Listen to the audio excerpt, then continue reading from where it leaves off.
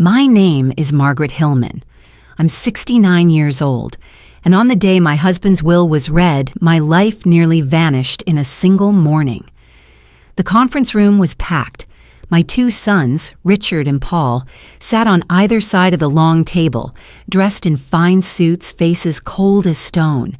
In front of them lay a thick stack of papers prepared by Attorney Monroe, the final will of Thomas Hillman, the man I had been married to for 45 years. When Mrs. Monroe began reading, her voice was as steady as the ticking clock in the silent room. I leave to my eldest son, Richard, the entire Hillman & Sons construction company, valued at $12 million. Richard smiled, a victorious smile I hadn't seen since the day his father died. To my younger son, Paul Hillman, I leave the Hillman Dine restaurant chain, bringing in $8 million a year, along with the luxury apartments, sports cars, and all related properties. Paul leaned back in his chair, nodding with satisfaction, as though he'd just won the lottery. I sat quietly at the corner of the table, my hands trembling, waiting to hear my name.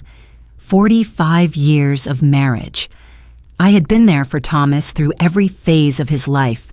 Those nights he stayed up drafting business plans, the morning I sold my mother's wedding ring to fund his first project, the long years raising our children alone while he traveled for work. I wasn't expecting much, just a small token of security, a simple gesture of thanks. Then Mrs. Monroe paused, glanced at the papers, and finally said my name. And to my wife, Margaret Hillman. My heart pounded. I leave this personal envelope. Mrs. Monroe pulled out an old yellow envelope, its edges faded with a thin layer of dust, like ash, across its surface. No jewelry box, no house keys, no stock certificates, just an envelope. My daughter-in-law Emily let out a short laugh.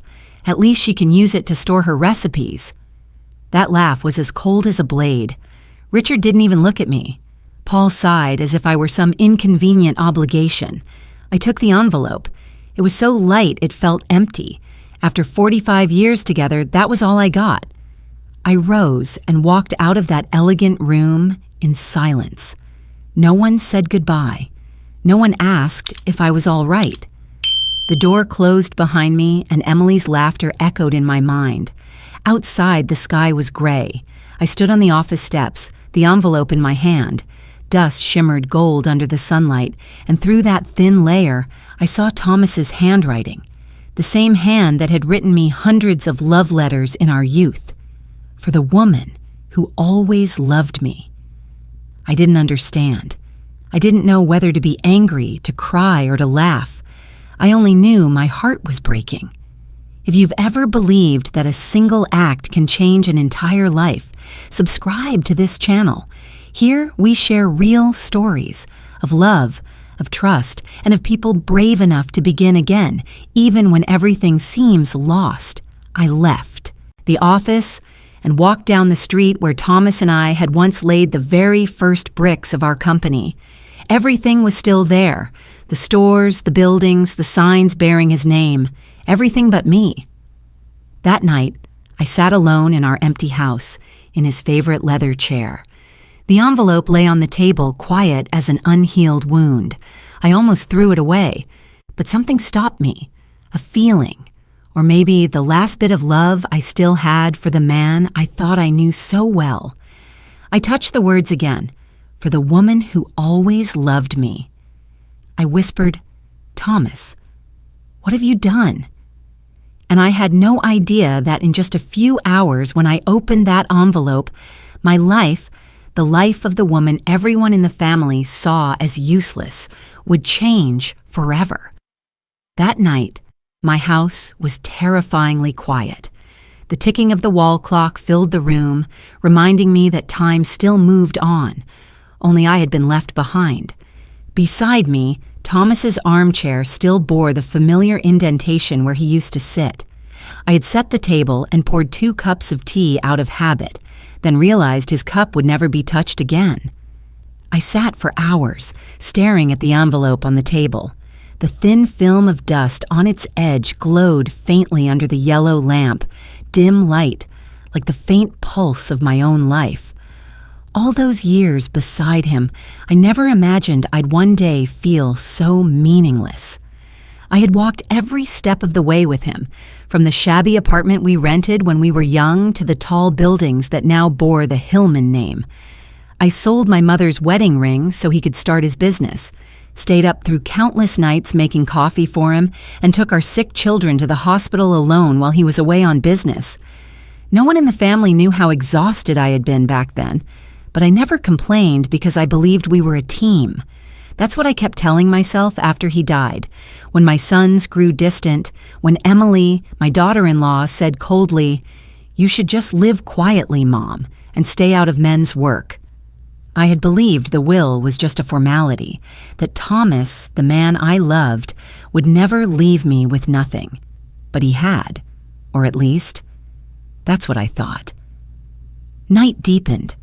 Outside the window, the city lights shimmered, a world I once belonged to, now visible only through glass. I sighed and picked up the envelope with trembling hands. It was so light it might as well have been empty. Maybe it's just a goodbye letter, I whispered to myself, though a strange feeling stirred inside me, as if Thomas were still somewhere, waiting for me to discover something. I carefully tore open the seal. Inside was a single folded sheet of yellowed paper, written in his familiar hand. For the woman who always loved me. Account number 2431CH at the International Bank of Geneva, Switzerland. What you find here is only the beginning. They don't deserve to know the truth, but you do. I read it over and over, each word cutting like a knife, yet sparking a fragile hope. A bank account in Geneva? Thomas had never mentioned it. He always claimed everything was transparent and handled within the country. I sat frozen, then suddenly stood up, heart racing. Part of me feared it was a cruel joke, but another part flickered with faint light. Maybe, just maybe, Thomas had kept his promise to protect me. The next morning, I called the bank. My voice shook, my English faltered. After I provided them with the details, the woman on the other end remained quiet for a long time. I heard the sound of typing, then her slow, deliberate words. "Mrs. Hillman, the current balance in this account is $100 million US. I couldn't believe my ears. The phone slipped from my hand and hit the floor. $100 million. I fell to my knees, tears streaming down my face. After all the years of endurance, all the humiliation, Thomas had not forgotten me. But at the exact moment, a new question froze my heart. Why did he hide it from me? And what did he mean by, "They don't deserve to know the truth"? I stood there, looking around the silent house, once full of laughter. Now it was only me, and a secret unfolding layer by layer, like Pandora's box from our 45-year marriage. I knew then that I was about to step into the journey Thomas had left for me, a journey that would lead me to the truth and into the darkness within my own family. The next morning, when the knock came at my door, I still hadn't slept.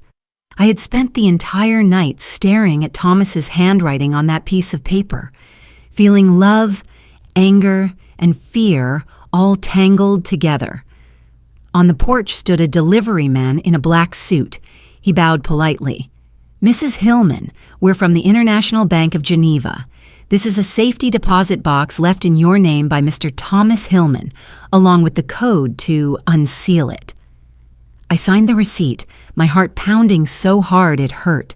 The box was small, heavy, and cold, like it carried a secret from another world. On the envelope containing the code, Thomas had written a few words by hand. June 15, 1980, our wedding day. I closed the door and drew the curtains shut. Dim light filtered through the cracks, glinting off the gray steel surface. I turned the dials one by one.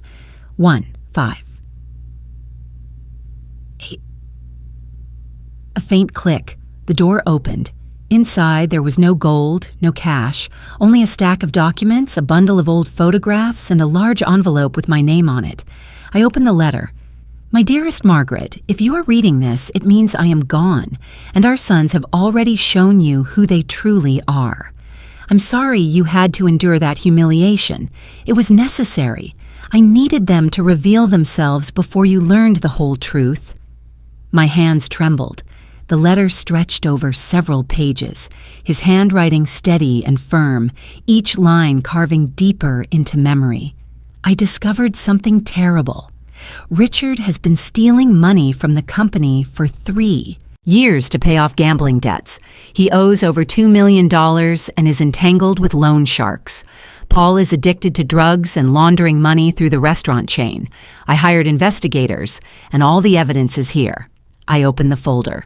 Inside were forged contracts, photos of Richard in casinos, debt receipts, and pictures of Paul standing with known drug dealers. But it was the final paragraph that stopped my heart. The most painful thing, Margaret, isn't their crimes. It's what they plan to do to you. One night, I overheard them in the study. They plan to declare you mentally incompetent, put you in a nursing home, and sell off everything. Emily was the first to suggest it. The letter slipped from my hands. The air around me thickened, pressing down until I could barely breathe. The children I had carried, held in my arms, taught to read, were planning to bury me alive while I was still breathing. I looked up at Thomas's picture on the wall. He was smiling kindly, as always, but now I saw something hidden behind that smile. Preparation. Strategy. The quiet cunning of a man who had always been one step ahead of me. I let them take $30 million so they'd believe they'd won. But you, Margaret, you're the one in control. You have $100 million and the truth. You'll know what to do. I folded the letter, tears blurring the ink. I was no longer just the betrayed wife. I was the one entrusted with a weapon to reclaim our honor.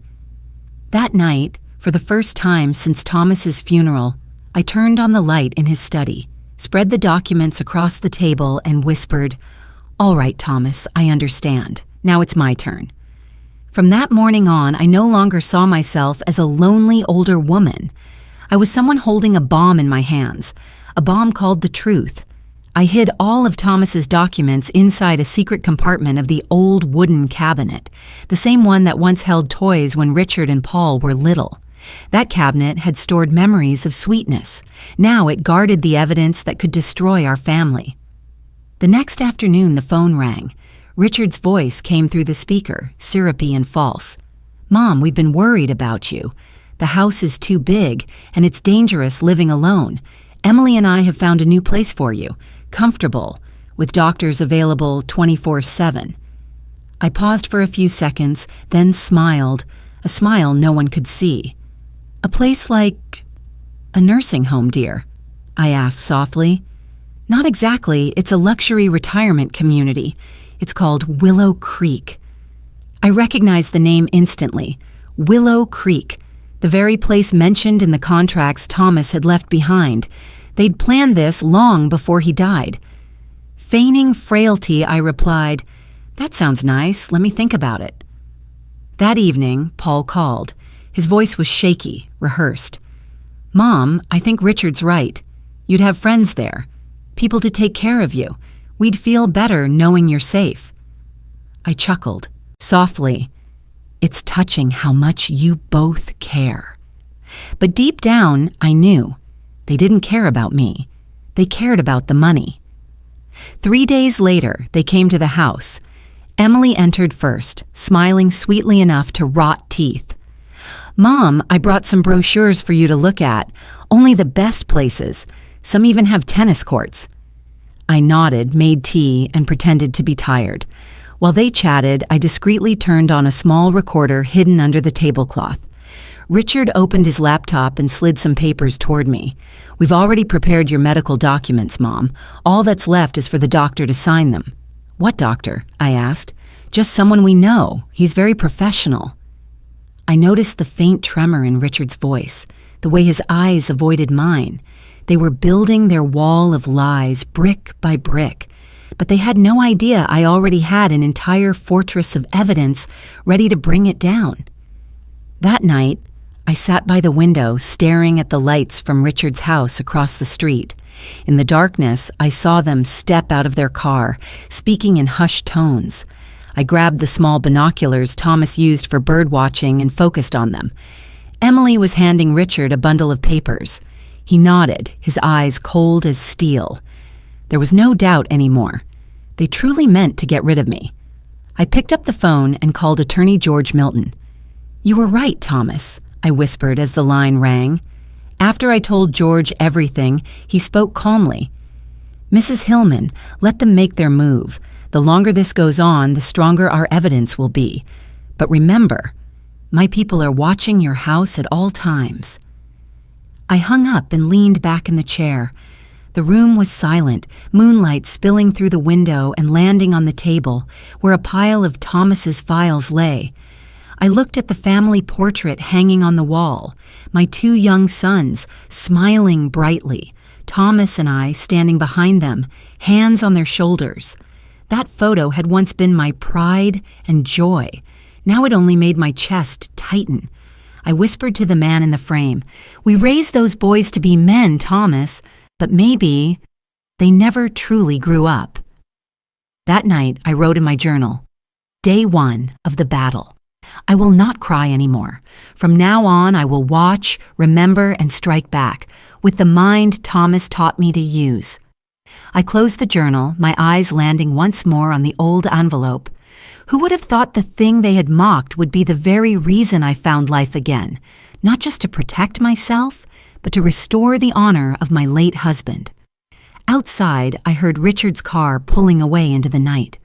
I watched the taillights fade and whispered like a vow, "My dear sons, I once taught you that a game only ends when you're out of cards, but I still have plenty left to play."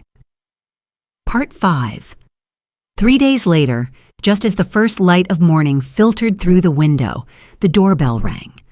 I went to the door and found a man on the porch about the same age. Thomas had been in his healthy years, hair silver at the temples, neatly dressed in a black suit. He smiled, a smile both warm and sharp like a well-honed blade. "Good morning, Mrs. Hillman. I'm George Milton, the private attorney Mr. Thomas hired 2 years ago. He gave me a special assignment to contact you exactly 1 month after his death. Today is that day." I invited him in. In the living room, George set a leather briefcase on the table. He opened it, revealing stacks of files labeled with colored tabs: construction company, restaurant chain, anonymous shares, and protection fund. "Thomas prepared everything, Mrs. Margaret," he said, his voice steady and sure. "He didn't just leave you money. He left you power." I frowned. "Power?" George nodded and pushed a dark blue folder toward me. "This is the incorporation agreement for Hillman Holdings. On paper, your 2 sons were apportioned the assets. In reality, all the companies are owned by a single legal entity, Hillman Holdings, and you are the legal owner of 51% of the shares." I sat stunned, as if I couldn't believe what I was hearing. "So, I'm the one who controls the entire group?" "Exactly. Thomas arranged everything like a chess game. He knew his sons would be greedy, so he let them tie themselves up in clauses they didn't read carefully." George smiled slightly, admiration in his eyes.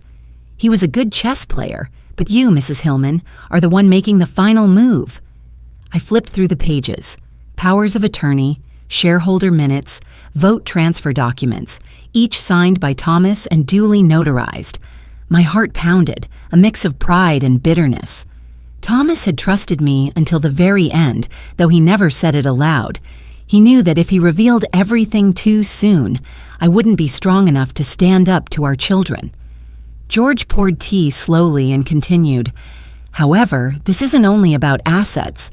Thomas also asked me to investigate your 2 sons over the past 3 years. The results, I'm afraid you need to prepare yourself." I gripped the armrests.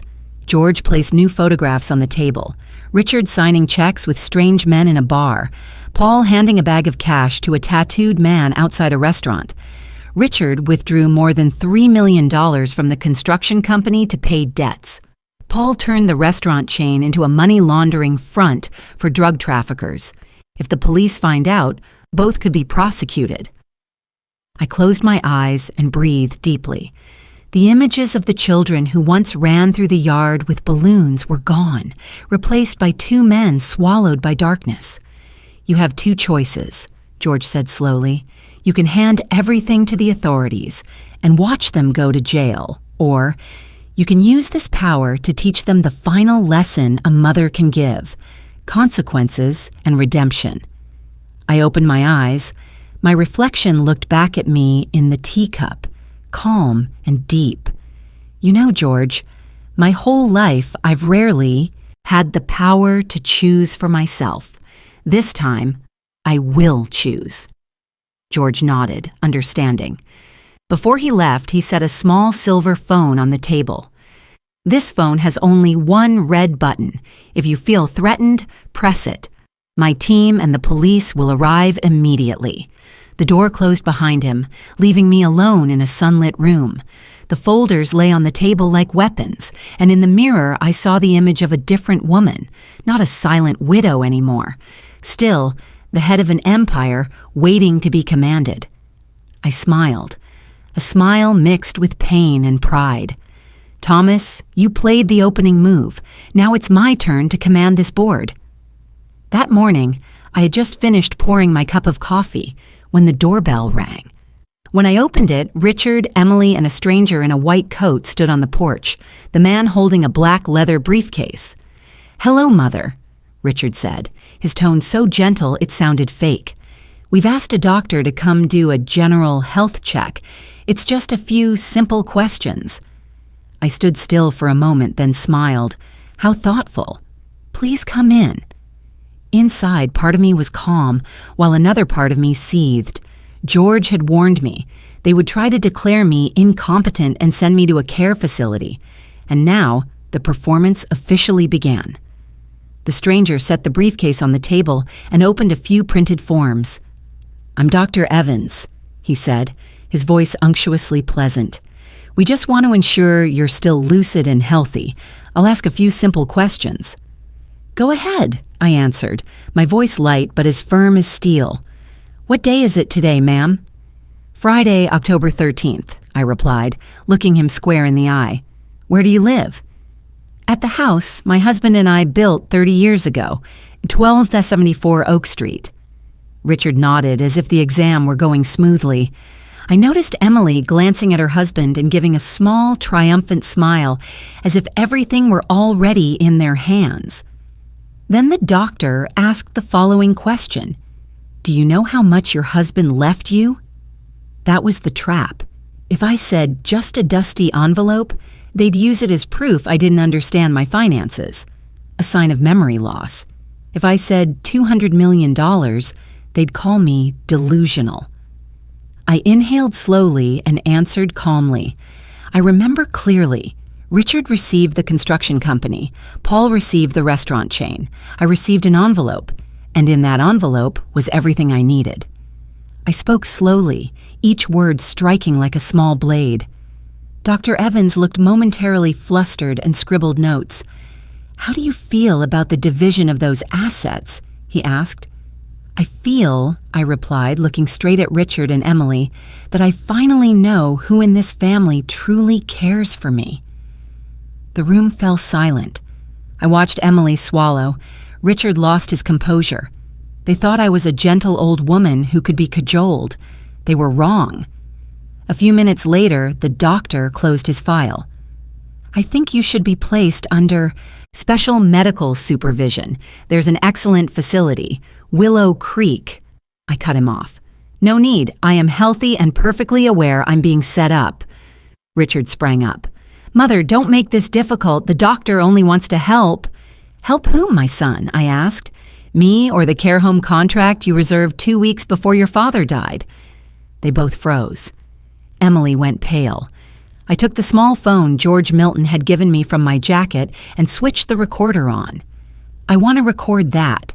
My son, my daughter-in-law, and this so-called doctor are attempting to coerce me into signing papers to commit me to psychiatric care against my will." "What is this, Mother?" Richard shouted and lunged to snatch the phone. I sidestepped. My voice no longer trembled, but thundered. "If you touch me, that will be an act of elder abuse. And believe me, the police are on their way." At that moment, there was a fierce pounding on the door. 2 police officers and George Milton entered, the red lights from the patrol car flashing through the windows. George spoke calmly.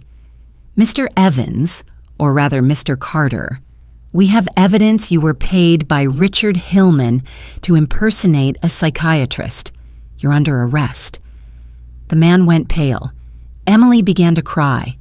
Richard stood silent, eyes filled with panic. I looked at the 3 of them and felt no anger anymore, only a deep sadness. "My children," I said slowly, "what's most terrifying is not losing money, but losing one's humanity." The officers led them away. George turned to me and nodded gently. Everything unfolded exactly as Thomas planned. He anticipated this, so he prepared emergency protection orders. "You're safe now." When the door closed, I sat down. The room was tranquil. I poured another cup of coffee and whispered to Thomas's photograph on the wall, "See? They made their move. But this time, the one being fooled is not me." Outside, the afternoon sun streamed through the windows and lit my face, the face of a woman who had reclaimed her right to live, not by tears, but by courage. The next morning, my house was quiet again, but it was no longer the silence of fear, it was the silence of power. On the table, the files George Milton had given me were neatly arranged. Inside were the proofs of Richard's and Paul's crimes, forged checks, loan papers, photographs, witness statements.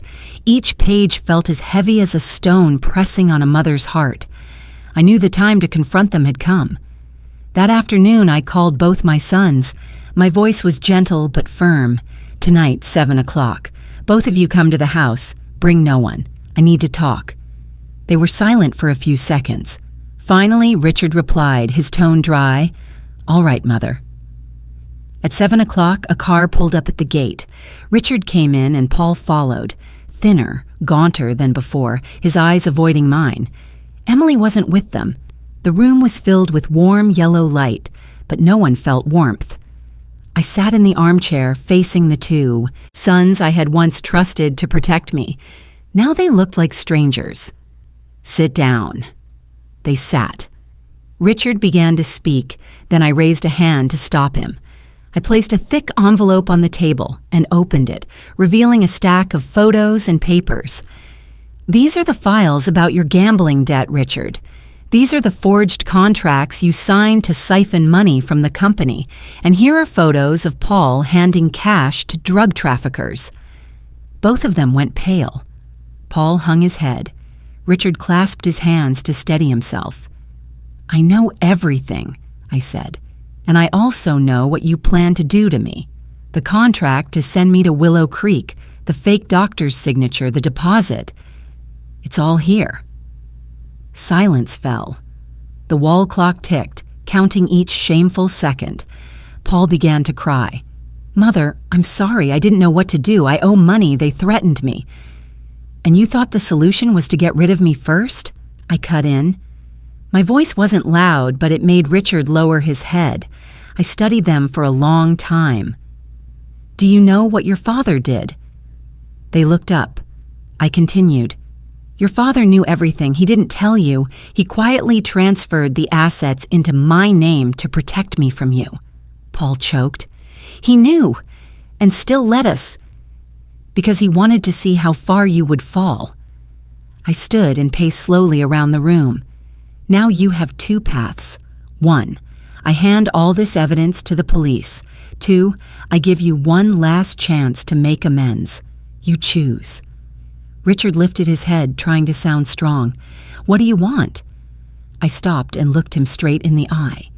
"You will resign as director. All your shares will be temporarily transferred to my name. Starting tomorrow, you will work as a laborer at that very company, paid daily like everyone else, until you repay the $3 million you took." Richard's mouth fell open. "Mother, You want me to do manual labor? Your father began with his hands empty. If he could do it, so can you. I turned to Paul. And you, tomorrow you will enter a rehabilitation program. Not a luxury place. A real one that helps people rebuild their lives. I've spoken with the police. You will disclose the entire money laundering network and cooperate with the investigation. If you do as required, you will avoid prison. Paul sobbed and nodded repeatedly. I will do it, Mother. I swear. I was quiet for a moment, then said softly, I don't need oaths. I need action. Richard bowed his head. Mother, what if I follow your plan?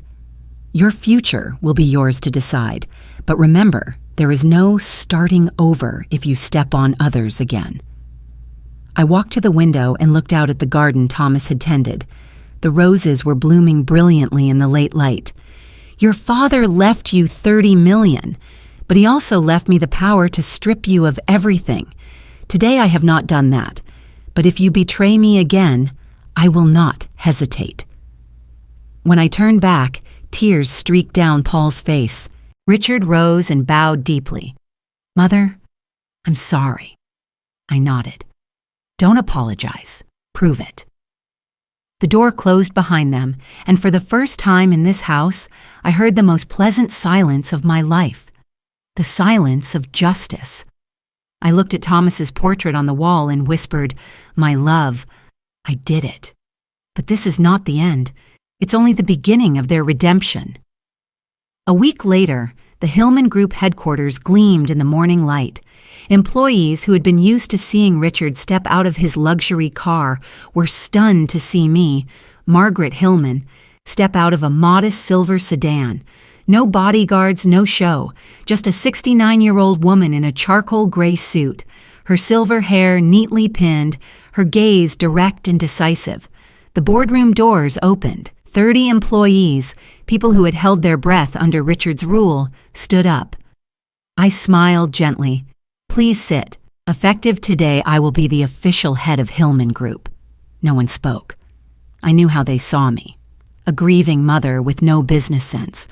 I slowly opened the file on the table. For 45 years, I sat at the dinner table and listened to my husband speak about every project, every contract. I know how he struggled, how he had to sell cars and parcels of land to keep the company alive. I may not have the title CEO, but I lived it. I understood it, and I loved it. A light cough came from the corner. Frank, a veteran site manager, asked cautiously, Mrs. Hillman, with all due respect, what is your plan to pull the company out of crisis? I looked at him, then at everyone. I didn't come to save it. I came to cleanse it. I turned on the large screen. A list of irregular expenditures, fake invoices, and shady charges under Richard's management filled the display. Murmurs rippled through the room. I've hired independent auditors. From today, Hillman Group will operate by 3 principles: honesty, accountability, and sharing. Whoever has been at fault, I will not hide. Whoever has done right, I will not let suffer. A few employees exchanged looks. A young man stood and applauded. The clapping spread, and then the whole room joined in. I felt my throat tighten. For the first time, I was not just the shadow of Thomas. I was Margaret Hillman, standing on my own 2 feet. That afternoon, I visited the construction site where Richard was now working as a laborer. From a distance, I saw my son carrying bricks, sweat soaking his shirt. When he saw me, he quietly set the bricks down and didn't dare look up. I approached. Tired? I asked. No, Mother. I need this. I looked at his calloused hands and for a moment saw a flash of the young Thomas. I nodded without speaking and handed him a bottle of cold water. In the evening, I stopped by the restaurant chain Paul had managed. A team of young staff were now discussing a restructuring plan. Paul called from rehab, his voice shaky but lucid. Mother, I'm sorry. I want to reopen Dad's community kitchen project. Restaurants for the poor and lonely elderly. I want to do that when I'm out. I smiled, and for the first time in months, felt genuine relief. Your father would be proud, Paul." That night, I sat alone in Thomas's old office. His photos still hung on the walls, his expression gentle and resolute. I opened the drawer and took out the old envelope, the one the family had mocked. It was now more yellowed, but to me it was a symbol of power and a new beginning. I looked out the window at the city lights sparkling. "My love," I whispered, "I have stepped out of your shadow, but you remain here, in every decision, in every change I make." The phone rang. It was George. "Congratulations, Mrs. Hillman. Today the company stock rose 18% after news of your return was released. The press is calling you the Iron Woman of Hillman Valley." I laughed. "I'm not iron, George. I'm just a mother who learned to be firm at the right time." As night fell, I sat by the window and wrote the first line of my new plan, the Eleanor Fund, supporting abandoned elderly women. I no longer sought revenge. I wanted to rebuild, not only the company, but the broken pieces of trust, family, and myself. Outside, the lights reflected on the glass, and in them I saw a completely new woman, steady, strong, and free. 6 months had passed since the day I reopened the doors of Hillman Group's office. The old bricks of the past had been replaced with a new foundation, not built from money, but from trust. The company now runs steadily. The first social housing project I initiated has been completed, providing decent homes for hundreds of working families. But what makes me prouder than profit is the Hillman Foundation for Women, the organization I established from the assets Thomas left behind. The foundation's goal is straightforward: to support older women who have been abandoned, betrayed, or denied their right to live by their families. I was once one of them, so I know that feeling well. Being treated as a burden, being silenced, being erased from the family portrait. Now I want women like me to be seen, heard, and respected. Every week I visit the foundation's first center in the suburbs. There, a dozen silver-haired women cook together, sew, tend flowers, learn computers, and laugh out loud. Among them is Mrs. Nora, 72, whose daughter took all her savings and forced her out of the house. When she saw me, she grasped my hand tightly, eyes wet. "If it weren't for your center, I wouldn't have survived. Thank you for letting us see that old age still has value." I hugged her, feeling her thin yet warm hand. In that moment, I realized my most significant victory was not holding on to money, but giving at the right time. That afternoon, I returned to the office. George Milton came in with a bright smile. "Mrs. Hillman, you've been nominated for Most Influential Woman of the Year. The INC authorities are also considering partnering with your foundation to open 3 more centers nationwide." I merely smiled softly. Award or not, what matters is what we are doing. I don't need praise. I need people to start seeing the elderly with different eyes. George nodded, his gaze full of respect. "Thomas would be very proud." I looked out the window. I no longer do this for Thomas, George. I do it for all the women who once bowed their heads and endured as I did. Just then the phone rang. It was Paul calling from the rehabilitation center. My son's voice sounded clear and more lucid than ever. "Mom, today I went out to work for the first time. I'm helping the center rebuild the kitchen area. Mom, I feel like I'm rebuilding my life." I smiled, my eyes stinging. "You've started, Paul. Keep going." That evening, Richard stopped by. He was thinner and tanner, but his eyes carried a light they never had before. "Mom," he said, "today the workers on my crew called me Rich instead of boss. It felt strange, but good. For the first time, I'm proud of my own hands." I looked at him, was quiet for a moment, then said softly, "That's what your father always wanted. Now, do you understand him?" Richard nodded. "I understand. Father built an empire not for us to merely enjoy, but for us to learn how to create value."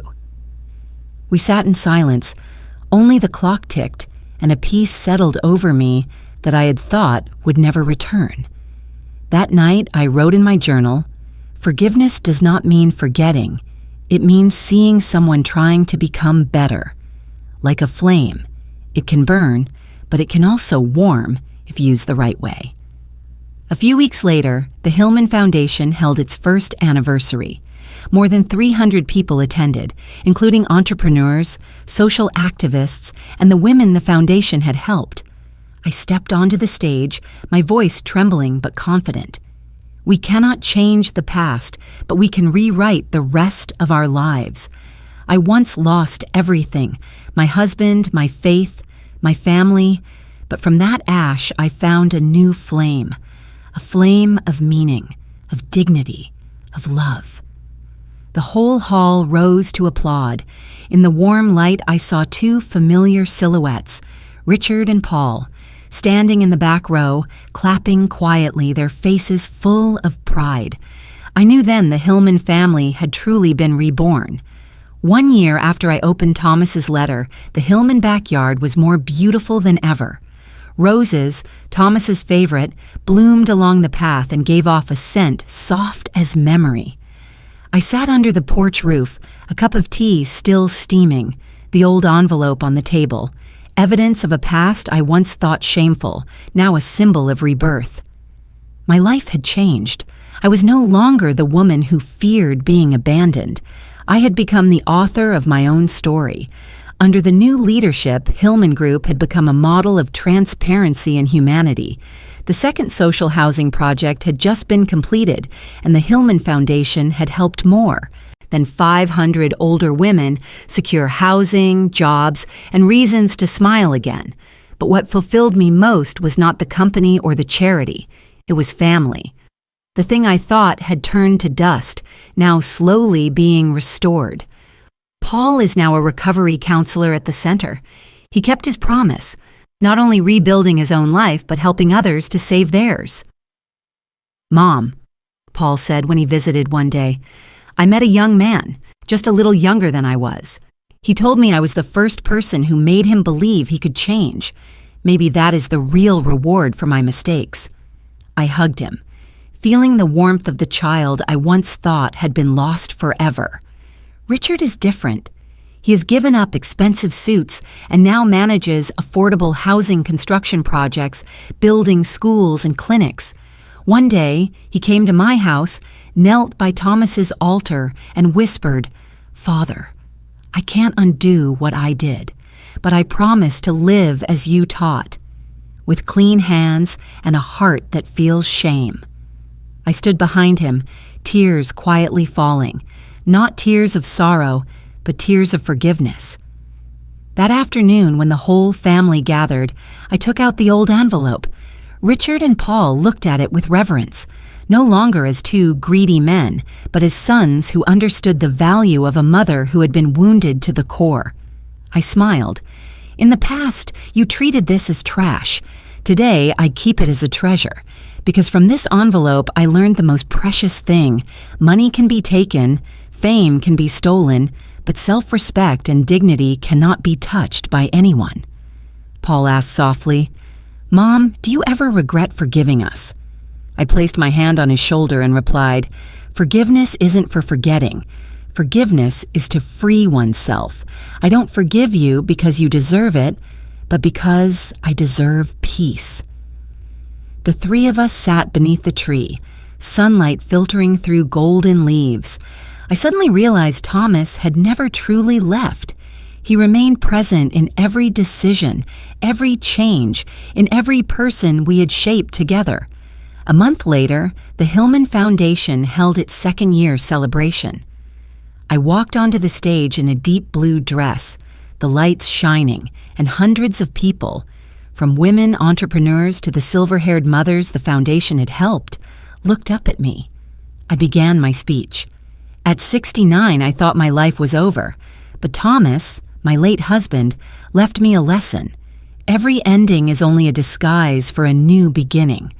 I was once a victim of betrayal, but today I stand here believing forgiveness has power, just as justice does.